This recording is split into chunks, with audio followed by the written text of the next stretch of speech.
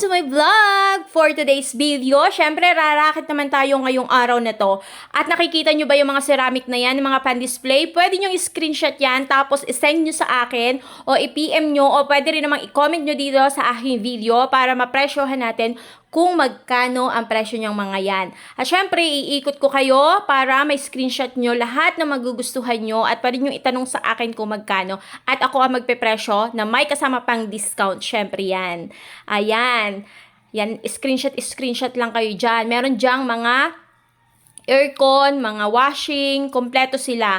At punta tayo dito sa paborito ng mga nanay. Ito ang paborito talaga ng mga nanay, ang Jorabox, para hindi makalat ang inyong mga damit.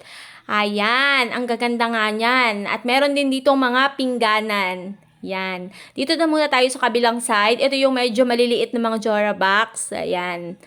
Mga mura-mura lang itong mga ito. Basta screenshot nyo, tapos PM nyo agad sa akin para mapresyohan ko. Yan, sa mga nanay na nagbabudget. At dito naman sa mga nanay na gusto ay malaki talaga ang hangiran at matitibay. Ito, mga wood cabinet. At doon naman sa may dulo, may stainless. At ang ganda nga nitong white na ito. Ito ay bagong display nila.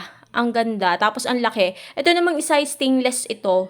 Or hindi kasi siya plastic, hindi rin naman siya wood. Parang stainless siya. Tapos doon sa kabila, may mga Jorabox din dyan na malalaki.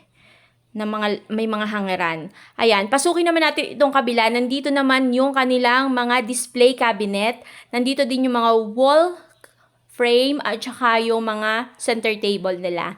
At saka yung mga pan-display na yan. Yan, screenshot na po kayo kasi mamaya pupunta na ako sa counter at ako ay magbabayad na ng aking mga pinamili para ma-deliver ko na rin yan. At eto na nga, nandito na nga ako sa counter. Yan, binayaran ko na at ikinarga ko na sa tricycle yung aking mga pinamili para dalhin na dyan sa tracking at ma-deliver na sa mga umorder. Yan, thank you sa mga umorder. At syempre, pagkatapos nating mamili, pumunta naman tayo sa palengke para bumili tayo ng ating pang-ulam. Ayan, hindi ako araw-araw pumupunta sa palengke, kaya pang 2 araw na ang binibili kong pang-ulam. Since nadadalawa lang naman kami sa bahay, tigka kalahating kilo lang ang binibili ko dyang mga pang-ulam. Katulad nito, ito yung paborito kong kiway. Ginagawa kong calamares. Napakasarap nito at hindi siya matigas. At syempre, nandyan yung kahit malansang isda ay napakalinamnam niyan, lalo na sa paksiw. Ayan. Dito nga sa kabilang tendera, mayroon din silang mga salmon dyan. Pero mas gusto ko talaga pag sinabaw, etong lapo. Ayan. Kaya bumili ako ng 1 kilong lapo na pangsabaw ko.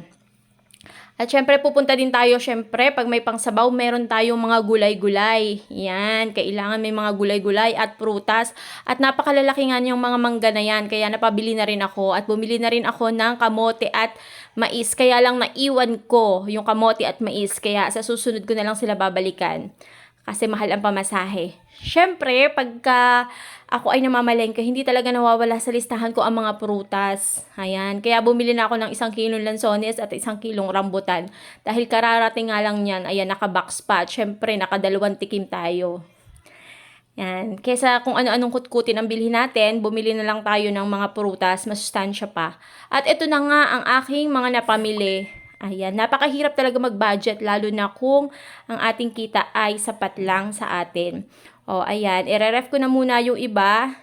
At ang lulutuin ko lang dyan ay yung nabili kong lapo. Yan lang ang aking lulutuin. Sasabawan ko, lalagyan ko ng talbos ng kamote. Ayan, sa mga nanay dyan, yan, magkano ang budget nyo sa 1 linggo para sa inyong mga pang-ulam? Yan, paki-comment naman. At sa mga items na nagustuhan nyo,